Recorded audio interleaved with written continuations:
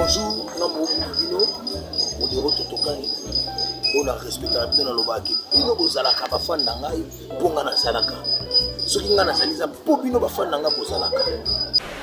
Bienvenue, très chers internautes partout dans le monde, vous qui nous suivez depuis 5 continents, et à la découverte une émission approximative, une émission qui est tout proche de chez vous.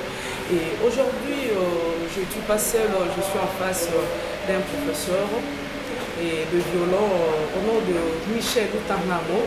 C'est un grand et il a vraiment une carrière costaud. Et je ne vais pas monopoliser la parole. Et tout à l'heure, vous allez le découvrir. Et là, je vous invite à rester toujours penché, connecté sur Congo Massako TV. Vous ne serez pas déçus de bonne lumière. Suivez. Bonjour, professeur Michel. Bonjour, Janine. Comment ça va? Ouais, ça va. Donc, très heureuse d'accepter notre invitation. Donc, professeur Michel, tu es professeur de violon, nous voudrions un peu te connaître. Qui est Michel Lutangnamo? Oui, Michel Lutangnamo est un artiste, et à la fois un artiste et à la fois un enseignant. Parce que je joue, je suis sur le terrain, et puis enseignant, c'est parce que je donne aussi des cours de musique. Et je suis enseignant à l'INA depuis un bon bout de temps. Et aussi, je suis également artiste parce que je jouais avec pas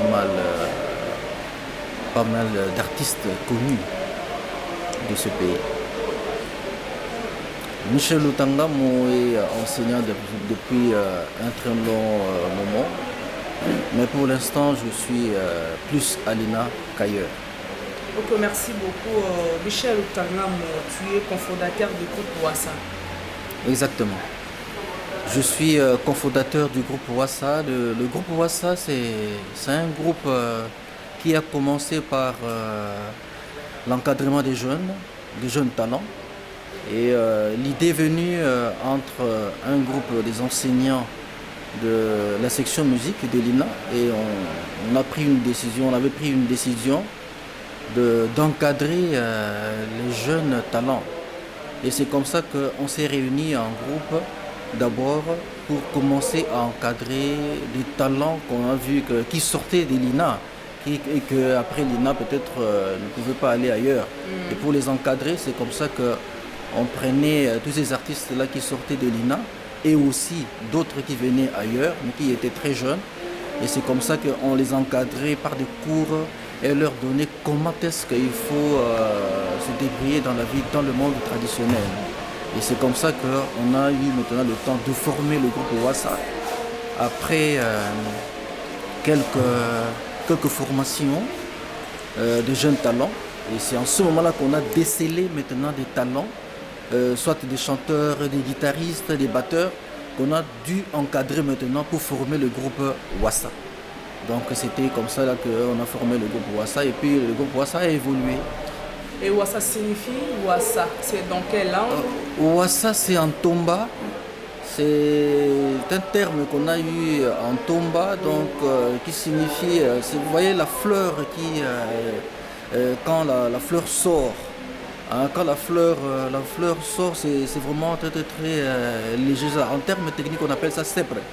C'est-à-dire que quand vous touchez très fort, ça c'est fan. Alors, mais comme il fallait maintenant prendre ces jeunes-là et les former, donc il fallait vraiment qu'on puisse être avec beaucoup de délicatesse. Donc ça signifie que ce sont des jeunes qu'il faut prendre et avec beaucoup comment est-ce que je peux dire, avec vraiment beaucoup de tendresse pour que ça puisse fleurir et sortir. Tomba, je ne sais pas si c'est... C'est vers le lac, on appelle la frontière entre Équateur et Bandung. Ok. Voilà, donc c'est dans cette contrée-là qu'on a tiré ce terme-là. Mais le groupe Wassa a donné des fruits comme Cindy, Candy et aujourd'hui Cindy Le Caire et puis BG30. Ils sont aussi de l'INA ou l'INAS? Oui, Candy, Mégé sont sortis de l'INAS quand ils ont décroché leur diplôme. Donc il y a une différence entre INAS et INA. Oui, il y a une différence entre INAS et INA. L'INAS, c'est les humanités artistiques de l'INA. Ok. Et l'INA, ça c'est le supérieur, donc l'université. Mais les deux sont sortis de l'INA, de l'INAS, mais ils ont eu leur inscription à l'INA. Et ils ont commencé le cours, bien qu'ils n'ont pas terminé, mais ils ont commencé le cours et bon, avec tout ce qu'il y a eu, c'est comme ça qu'ils ont dû après arrêter pour poursuivre leur carrière d'une autre manière. Donc c'est dans ce sens-là qu'on a eu Candy Mégé, donc Candy et Mégé. Mégé a pris son envol pour aller avec Mamou National, Oui, et Candy a pris également sa voix pour aller travailler avec Kofi, mais il n'y a pas que eux. Il y a eu aussi Jérémy Kitoubou, par exemple, Jérémy Kitoubou qui est aujourd'hui avec JB. C'est le clavériste de JB. Il y a d'autres, le clavériste, j'ai oublié le nom, qui a joué avec Fali, qui est maintenant en Europe. Il y a Didier Bass. Il y en a plein. La plupart des gens qui sont passés par le groupe Wassa aujourd'hui se retrouvent soit en Europe ou dans des grandes orchestres. Donc il n'y a pas quelqu'un qui est sorti de Wassa aujourd'hui que nous avons formé et qui est en train de se trimballer. Ils sont tout le temps partis, mais bon, ils sont soit des héros dans l'ombre. Vous voyez que la plupart maintenant, ce sont des chanteurs qui ont des privilèges. Et ceux qui sont des instrumentistes sont dans les oubliettes, mais ils travaillent dans l'ombre. C'est-à-dire que donc, nous sommes quand même fiers avec le groupe Wassa de former des gens qui aujourd'hui se défendent. Personne qui est parti de Wassa est en train de trimballer. Et même Chimène aujourd'hui, est recherché. C'est vraiment une perle. Il est par-ci par-là, il chante avec Bozi, il chante avec comment est-ce qu'on appelle ça, le truc là de Sakana Nango, une chanteuse de pointe. Donc en tout cas la plupart ont fait du chemin. Il y a Mamine Tsingani qui est aujourd'hui en Europe et qui se débrouille très bien là. Donc nous sommes fiers avec le groupe Wassa. Bon, bien que maintenant il y a eu des gens qui nous ont mis des crocs en jambes, mais bon. Nous sommes fiers quand même parce que nous avons formé et nous avons sorti des éléments qui se défendent vraiment valablement.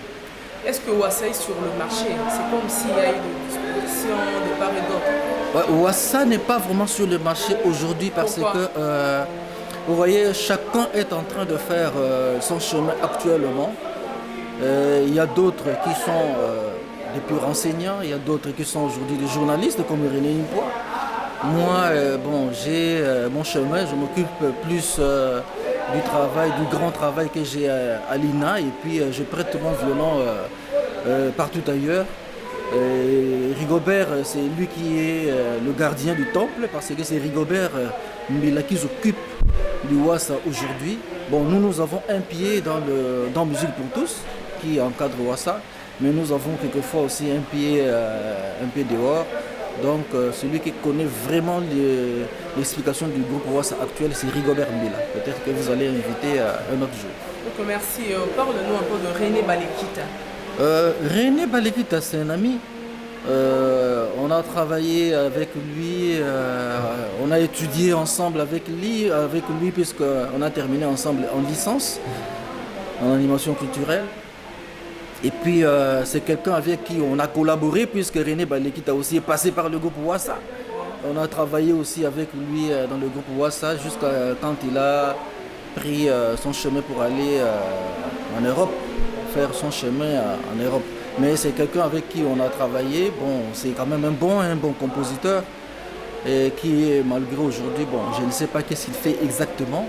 Mais je pense que c'est un bon artiste, hein. C'est vraiment un bon artiste, un bon compositeur.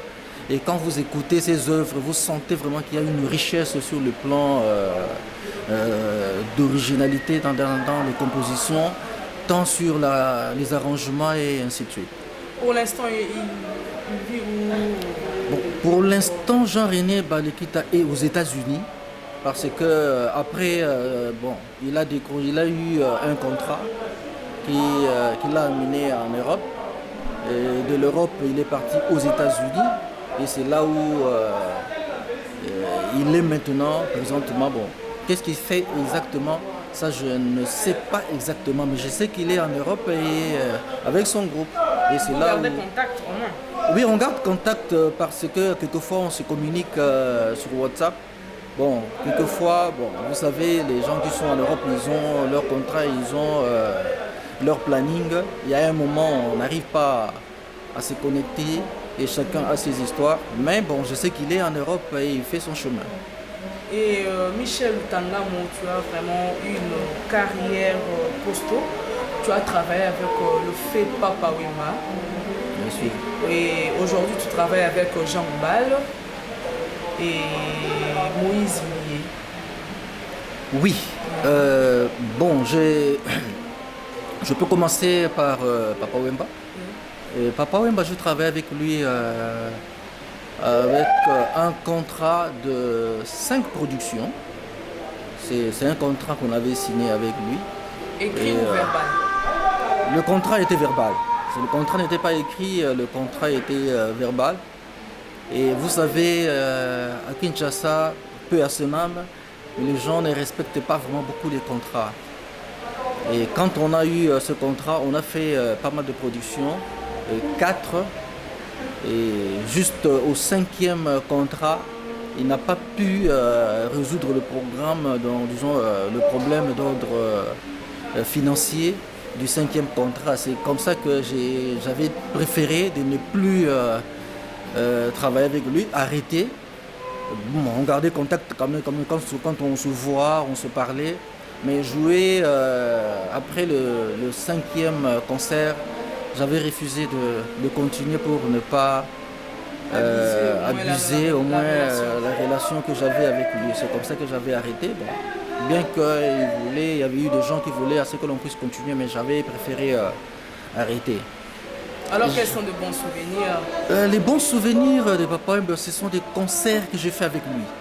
Parce que j'estime toujours, je me dis toujours que non, jouer avec ces artistes-là, même s'ils ne sont pas passés par l'INA, c'est une bonne expérience. C'est vraiment, ça vaut la peine de connaître, parce que nous sommes Congolais, ça vaut la peine en tant que scientifique de travailler avec ces gens-là et voir comment est-ce qu'ils travaillent, de sorte que nous puissions aussi valoriser notre musique pour que notre musique aussi puisse être une musique de taille. Donc c'est dans ce sens-là que j'ai vraiment accepté de travailler avec lui, avec vraiment... j'ai reçu ça vraiment aux bras ouverts. Jean Goubal, c'est d'abord quelqu'un que j'aime beaucoup. Déjà quand Jean Goubal jouait, je l'appréciais. Je l'appréciais déjà quand il jouait. Ah, et je me disais à moi-même, un jour je veux jouer avec lui. Et c'est venu comme ça. Il est aussi de l'INA. Jean Goubal est passé par l'INA avant, bon après il est parti.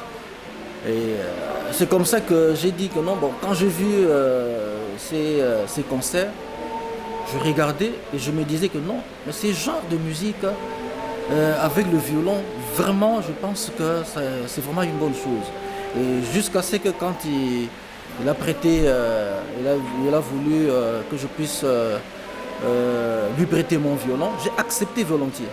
Donc, je suis allé là-bas vraiment pour une contribution de grande taille. Et c'est comme ça que je travaille avec lui et je trouvais que c'est un type vraiment très très très sociable, dont vous ne pouvez pas avoir de problème avec lui. Et le problème n'est pas simplement le problème d'argent, mais savoir vivre. Le savoir vivre, c'est d'abord la meilleure des choses qu'il faut. Et jusqu'à présent, quand je travaille avec lui, je suis très très très à l'aise. Parce qu'il a besoin de vous quand il vous dit que non, est-ce que vous va apporter quelque chose? Vraiment, toutes les remarques sont acceptées. Et quand tu vois il a des remarques à vous faire, mais vous sentez vraiment qu'il vous respecte. Et la collaboration est vraiment très très très facile. Et c'est comme ça que je préfère travailler avec lui sans problème et sans rancune et ni rien. Donc vous sentez vraiment que vous êtes très à l'aise. Donc c'est quelqu'un que j'aime beaucoup et quand on travaille avec lui, vraiment on est à l'aise. On n'a pas un problème de quoi que ce soit. Alors, pasteur Moïse Millet. Le pasteur Moïse Millet, on a travaillé récemment avec lui. C'était avec l'agence SMCT qui nous a réunis.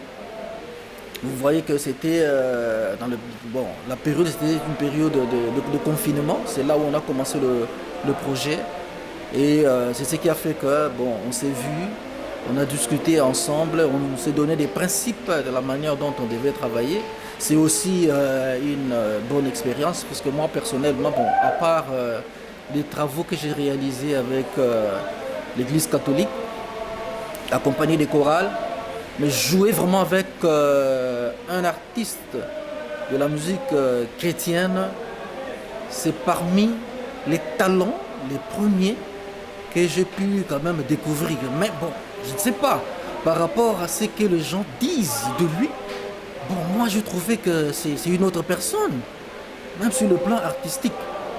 Je trouvais vraiment qu'il est pasteur, mais moi je trouvais que c'est vraiment une autre personne. Ça je le dis, je ne mange pas mes mots, mais j'ai travaillé avec lui. Mais c'est un homme respectable et qui sait aussi respecter les musiciens. Je ne sais pas. Je ne sais pas si c'est seulement parce que c'est moi.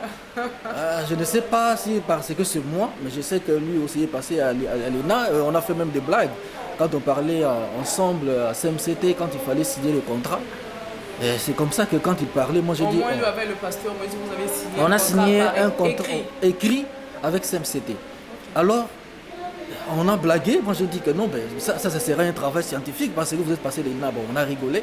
Et effectivement, le travail était vraiment sérieux. Le travail était sérieux et on a travaillé sur le plan artistique. Vraiment, on a fait un travail très sérieux parce que nous, on a joué avec des partitions. On a joué avec des partitions, on a travaillé avec lui et il a porté aussi ses remarques qu'on a, vous voyez, nous, avec les partitions, quand il y a des remarques qu'il faut changer, on est obligé de changer des partitions. C'est comme ça qu'on a travaillé et les répétitions, vraiment, c'était très très très bien passé. Et je pense que les rumeurs, quelquefois il ne faut pas se fier seulement des rumeurs, hein. Il faut approcher la personne pour parler d'une personne. Moi personnellement, je suis positif, hein. J'ai travaillé avec lui, je n'ai pas trouvé d'inconvénient. Peut-être avec d'autres personnes, je ne sais pas. Moi je parle de moi, voilà, en tant que Michel Lutanga, mon chef d'orchestre de l'île. Merci beaucoup, j'espère bien. Nous sommes presque à la fin et il y a une petite question. Oui, Michel Lutangamo, tu es un grand sur le marché, mais si aujourd'hui un artiste, parce qu'il y a pas un petit artiste et puis un grand artiste tout court qui ne sont pas encore renommés, un artiste qui n'est pas encore renommé, t'approches que tu puisses aussi l'aider, le manager, est-ce que tu peux? Il n'y a pas de problème, c'est mon travail. C'est mon travail. Non, pas du tout. Pas du tout. Moi, j'approche n'importe quel artiste, connu ou pas.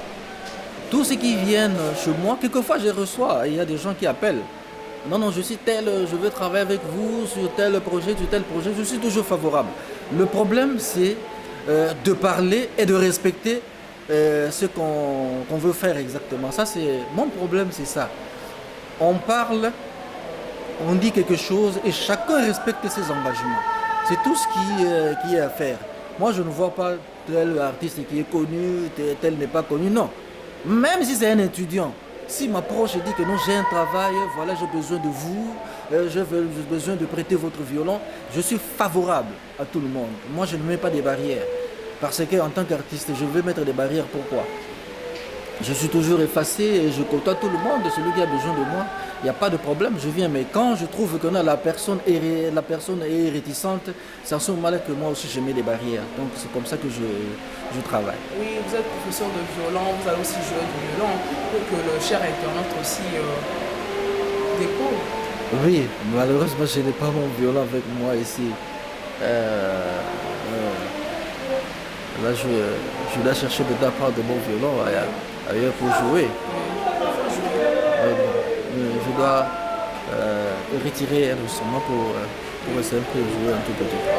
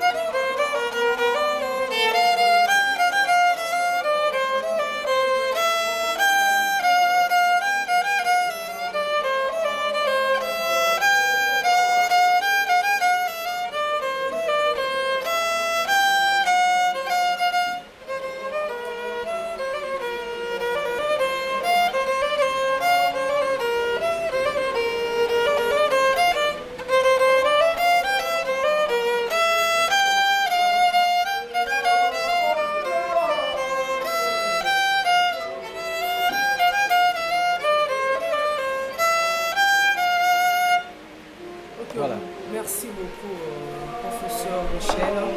Le violon. Pourquoi violon? Le violon, c'est un instrument à cordes frottées, parce qu'on frotte avec l'archet. C'est un instrument à cordes frottées qui est dans la famille des instruments à cordes, mais d'origine, il trouve son origine en Europe, en Italie. C'est là où il y a des bons violons. Et c'est un instrument qui n'a pas de cases comme la guitare, mais on joue plus sur les positions, à partir des positions.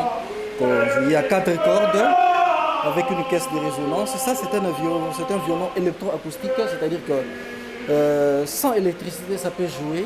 Avec électricité, ça joue également. C'est comme ça que vous voyez, il y a 2 boutons. Et puis, c'est là où on met le jack pour amplifier le son. Mais il y a aussi le violon électrique classique qui n'a pas de boutons. Voilà. Oui, c'est dans la même famille avec le contrebasse. C'est dans la même famille avec le viola, le violoncelle et la contrebasse. C'est dans la même famille, c'est-à-dire que même forme, il n'y a que la grandeur qui change, mais même nombre de cordes et aussi frotté avec un archet. Donc, merci beaucoup. Il y a des petites questions que vous allez répondre par vrai ou faux. Ouais. On a déjà commencé. Vrai ou faux, Michel Lutangamo, c'est un auteur-compositeur. C'est vrai. Vrai ou faux, Michel Lutangamo a fait ses études au Marcel en France. Faux. Vrai ou faux, Michel Lutangamo entretient de bonnes relations avec Jean Goubal. Vrai. Oui, nous sommes pratiquement à la fin de cette émission. Votre mot de la fin pour aujourd'hui et l'appréciation aussi de l'émission. Le mot de la fin, c'est d'encourager toute personne qui veut embrasser la carrière musicale et aussi tous ceux qui ont besoin de moi. Je suis ouvert et je reçois tout le monde. Et pour l'émission, je pense que c'est une bonne émission qui ne stresse pas et qui laisse quelqu'un s'exprimer normalement, donner ses idées. Et je pense que c'est une émission qui va aller de loin. Donc, je pense que la voie est ouverte et bonne chance à cette émission. Donc, merci beaucoup. Et voilà, nous sommes pratiquement à la fin. Là, je tiens à dire un grand merci au coordonnateur apôtre Junior Ripo qui était derrière la caméra. Et puis un grand merci à tonton Miguel, un bon tonton. Et un merci aussi à professeur Michel Lutangamo qui a accepté notre invitation. Et je salue en passant DG Yokalié, le recteur de l'Institut national des arts, moi Naïna, les amis de l'INA et toujours Nicolo Bendele Koyate. Et je salue aussi professeur Jean Maluengo et Setenga tout le personnel de l'INA. Un grand merci à Bijou Bokonde et la grande sœur de Junior Rico qui est bébé Archange, bisous. Et la famille Kalonga, Dorcas Kalonga, et la famille Kabassou, la famille Kaloumé, Lisette Kaloumé. En tout cas, je vous aime bien, Maria Kalbo, Nenette Pioka, Zaïna, Dina Mouchia, Félix Zoulou, fils lacé, garçon capable, en fait, à la prochaine.